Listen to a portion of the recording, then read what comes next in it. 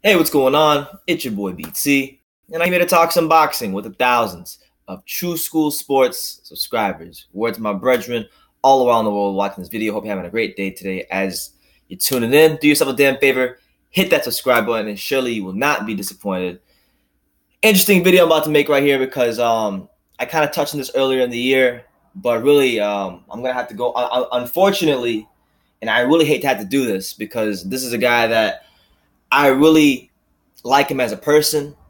I have had the pleasure of interviewing him many a times. I like him a lot as a person. But on True School Sports on this channel, we call a spade, man. We call a spade. And straight up, man, Jarrell Miller, like, he's popping a lot of junk. He doesn't want to fight nobody. Straight up, he doesn't want to fight nobody. And I'm not saying this from a place of malice. I'm saying this from a place of me sitting back the whole entire year, watching the moves he's made in his career, hearing really listening to what he said, and then using his actions to see if what he's saying matches up with what he's actually doing. You see what I'm saying? So, for those of you who don't know, Jarrell Miller did an interview on ES News, and I saw it recently. And he was talking about, they asked him about fighting Joyce and Luis Ortiz. These are two names that have been thrown around a lot. You know, Joyce called him out recently. Joyce is a heavyweight prospect on the come up. Joyce thinks he could beat Jarrell Miller. Joyce has told Jarrell he could beat Jarrell Miller, and he's called out Jarrell Miller. And Jarrell Miller has hit him with the, you know, you just can't, you need to come up, you need to earn your stripes, that type of thing. You know, he's been saying that to Joyce, right? But then when it comes to a guy like Luis Ortiz, here's what he had to say. Look, I'll play the audio for you guys so you guys can hear it for yourself. Here's what Jarrell Miller said about fighting Luis Ortiz, and then we're gonna dissect from there. You know, I know you mentioned them. Have you ever thought about getting in there with Luis Ortiz? I know a lot of people. Yeah, I mean, listen, if it makes dollars, it makes sense. I'm all for it. That's what I'm trying to say. But Ortiz in this position is not going to help me, bro. You know, I'm in a manager position. I'm higher ranked than him. You know what I mean? So it's like, it's going to be a hell of a fight. It's going to be war. The boy can fight. Yeah. It got to make sense, too. If I'm going in there and battle with a dude that's another top contender, what am I getting out of this? The guys that are fighting Ortiz and it wasn't giving no mandatory spots, nothing. Deontay for Ortiz and still didn't get AJ. You know what I mean? So it's a lot of BS. I mean, so it's what it is, man. Boom. So he says, Jarrell Miller says that he doesn't gain anything from fighting Luis Ortiz, that it doesn't make any sense for him to fight Ortiz because if he goes in there and risk what he's built so far in his career, that he's not going to gain anything from beating Luis Ortiz. So let's pump the brakes here. First of all, Jarrell, you actually have to go in there and beat Luis Ortiz. That's number one. And number two, I mean, as it states right now here on BoxingScene.com, as of December 12th, these are the heavyweight rankings, okay? They here's what it is, okay? So I'm looking at the WBC rankings. I see that in the top 15, you're nowhere to be found. Brian Jennings is in the top 15. Charles Martin's in the top 15. Swerving Pulev, who you ducked, is in the top 15. Your boy Adam Konaki's in the top 15. Vivek's in the top 15. Josora Parker, but not Jarrell Miller. So you're not in the top 15 there. Luis Ortiz is third in the top 15 WBC. We go to the WBA. Okay, credit to you. You're ranked number 2, just behind Trevor Bryan. You're probably going to fight Trevor Bryan. You've been talking about it for a long time. Maybe now you'll finally fight him. That should have been a good prospect building fight for both of you guys when you guys were a little younger in your careers. But he's 1 in the WBA. You're 2 in the WBA. You're probably going to go the WBA route. So, hey, fair play to you there. IBF. I look at the IBF rankings. You're nowhere to be found in the IBF rankings. But Brian Jennings in the IBF rankings. Your boy Adam Konaki's in the IBF rankings. Pulev, who you ducked, is number 1 in the IBF rankings. We'll get to that in a minute. And Luis Ortiz is 8 in the IBF rankings. So that's 2 sanctioning bodies. We go to the WBO. All right. Now we give you credit from the WBO. Luis Ortiz is not ranked in the WBO. You're ranked 4, so you get a pass there. But as you can see in the WBC and IBF rankings, Luis Ortiz is ranked 3rd in the WBC, 8th in the IBF, and Jarrell Miller is sitting here. He's looking to you, and he's blatantly lying. He's blatantly lying to the camera, saying that he gains nothing from fighting Luis Ortiz. You gain higher mandatory positioning, which you know, you and I both know, because you talked to me before in person. You said, I know I'm quoting something you told me. You said that I know these guys aren't going to give me a shot. I have to get a mandatory position. You told me that at the Lara Yuri Foreman fight back last January. You told me that. And now here comes the opportunity to fight a guy like Luis Ortiz and not just get the ranking. Fuck the ranking. You can get a much high. You'll be a lot more respected because, quite frankly, Jarrell, like I like you. I've supported you on this channel for a lot of years, but the consensus in the boxing world, many people think you're a solid heavyweight, not the top heavyweight or an elite heavyweight, but you're a top 10 guy, and you have potential. You know that's the good perception of you. Then the bad perception of you is from a lot of people is that you're a loudmouth American heavyweight who hasn't beat nobody at that top level yet, and people are waiting to see you step in with a top level heavyweight. You see what I'm saying? So you had a chance this year to fight a Pulev, and this one was really a head scratcher to me. This was a head scratcher to me because you said that you want to fight Anthony Joshua. Shit, I was with you. I interviewed you when Eddie Hearn pulled up right next to you and said he wanted you to fight Joshua. All right? I was there. I did the fucking interview. And then now, earlier this year, you had a chance to make a career-high payday, fight a Pulev for, what, $527,000? A career-high payday. Go to Bulgaria, you fight Pulev, you beat Pulev, and boom, you're the IBF mandatory. But what did you do? You swerved Pulev.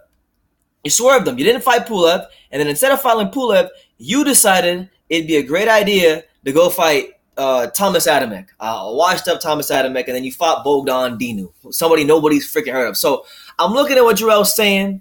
I'm thinking about conversations I've had with Jarrell in the past, and I'm saying to myself, what is this guy really trying to do? What is he trying to accomplish? Because he's not really fighting anybody. Like let's call a spade a spade. I like Jarrell, but let's call a spade a spade. His last 3 fights, he fought Johan Duapas, tough guy, but nothing special.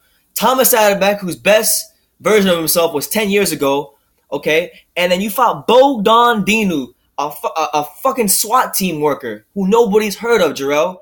And you have the nerve to say that Dillian Whyte ain't fought nobody before he got his title shot. But Dillian Whyte, you look at his record, he's fighting the Joseph Parkers of the world. He's fighting, Robert Helenius, another top 10 guy. He's not fighting he's fighting a lot better fighters than you. He's fought Anthony Joshua already when they were both British fighters, British title contenders. So I don't know, man. 2019, look, Jarrell, I like you because I'll give you a pass in 2018.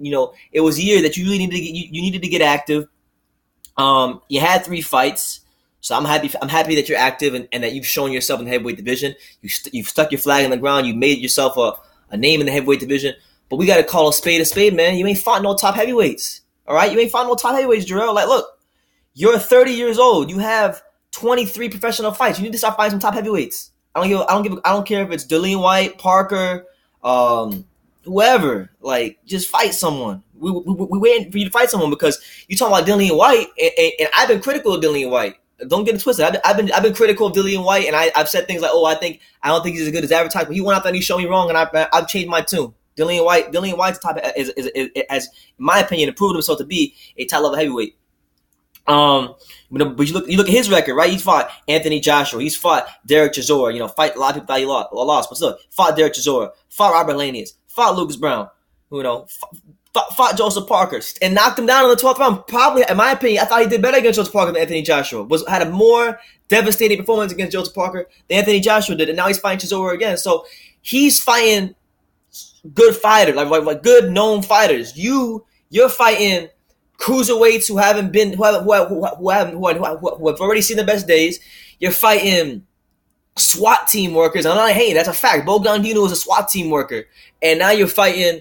You're not scheduled to fight anybody yet, but we can't really expect it to be anybody too good. So what I'm saying, Jarrell, look, 2019, it has to be the year of putting up or shutting up because you had a chance to be the IBF mandatory if you beat Pulev and get the Joshua fight. Because let's not get it twisted. Joshua had the April 13th date booked in advance a long time ago. Probably he booked that shit sometime during the summer, and then we know that Pulev and Joshua were supposed to fight at one point. So he was actually a Joshua. I mean, even though they never got in the ring and fought, he was a Joshua opponent. Contracts were signed. They were actually doing media rounds, media tours. They were supposed to fight each other, and Pulev got an injury and he pulled out.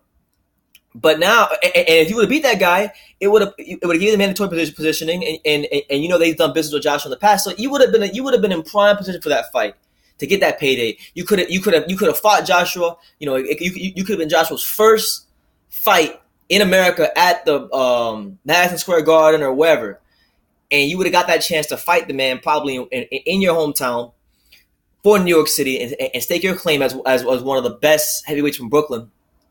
if you beat him, and you miss that opportunity. And I'm just saying, man, like, look, there might come a time, and I think you're a good fighter. I'm not saying you're not a good fighter, but there might come a time where you step up a little bit too much, and maybe you find out you're not as good as you think you are. So you need to put up or shut up, man. Like I defended Jarrell on this channel for a couple years now. When people say he's a bum, when people say he's trash, when people say he won't fight anybody, when they say he's a loudmouth yank, I say, nah, Jarrell's a good fighter. Jarrell's gonna be he'll be pushing on for bigger and better things. You just be patient. But honestly, man, like after hearing this Joyce interview on ES News and seeing how you dealt with Joyce, and then seeing what you're saying about Luis Ortiz constantly, about how you don't gain nothing beating him, but yet he's ranked way higher than you in two major sanctioning bodies. I don't know, man. Jarrell Miller, man, put up a shove in 2019. That's all I can say, man. I really believe this now. So I believe you don't even want to fight anybody. I think you're just holding out for that AJ payday. I think that's what you're chasing. You don't want to fight no Dillian Whytes. You don't want to fight no Joseph Parkers. You don't want to fight none of them guys. I mean, I think you might fight Trevor Bryant because you guys know each other and you've been in the ring with them, so you know him a little bit. So you might feel comfortable fighting Trevor Bryant, but you're not gonna fight. You're not gonna fight a lot of guys until it makes way too much sense for you. I don't even know. I don't even know if what I'm saying is correct. Like, way too much sense. But I'm saying you're not gonna fight these guys unless it's AJ. That's what I'm trying to say. You're not gonna fight none of these guys unless it's AJ because you'll find an excuse. And then what the funny thing is, you have the audacity to criticize Dillian Whyte, who turned because Dillian Whyte had the same offer to go fight Pulev in Bulgaria. Could have fought him for $300K in Bulgaria, but then he swerved Pulev in Bulgaria. But what did he do? What did Dillian Whyte do? He went and he fought Joseph Parker and made £1 million in the next fight. So he fought a better opponent. He fought for more money, okay, and it made more sense. So that makes sense. You swerved Pulev and fought a guy who hasn't been the best version of himself since the Obama administration. So Barack Obama was president in his fucking first term. So Jarrell, we're just saying, man, I got love for you. I think you're a good fighter. I want to see you push on for bigger and better things. But you got to really, really, really, really come back down to earth. You got to come back down to earth because, truthfully, and I remember this clear as day. I remember there was a point in time where Eddie Hearn was trying to make you and Luis Ortiz headline one of his first matchroom shows in the USA. I remember doing a video about it. It was on the Moxie. I remember doing a video about it. I don't know why it didn't happen, but if I had to take a guess, it was probably because of you, straight up. Because I know Ortiz would get in there. Ortiz trying to fight anybody. He don't got a lot of time left. He got to fight someone. So I've heard you talk about Ortiz a lot. I don't think you want to fight Ortiz. I really don't. And then now you talk about Dillian Whyte and what he's done. He's done more than you. And I'm not even a Dillian Whyte fan like that. I like you more like Dillian Whyte, but straight up, he's done more than you. He's been doing more than you. And odds are, if he goes in there and he beats Chisora, he'll probably get the Joshua fight. And straight up, he's earned the Joshua fight more than you have because, for one, he beat Joseph Parker, and he knocked Joseph Parker down. Something Anthony Joshua himself failed to do. So that wasn't like no small accomplishment. He had a good fight against Joseph Parker. And that's it, man. If you take anything away from this video, just know that just that as much as I like Jarrell Miller, I'm starting to believe that he does not want to fight anybody. And he's just holding out for the AJ payday until Eddie Hearn calls his phone and says, hey, we're going to use you as an opponent for AJ's first fight in America. And that's what it is. So hopefully I'm wrong. I hope Jarrell sees this video. Shit, I might turn into him myself. And maybe he'll start fighting people. So we'll see, man. But let me know what you guys think in the comments down below. Take the time to subscribe. Like I say in every single video. You can love me or you can hate me. But I'm just a kid from Dillian. So until next time, take care, guys.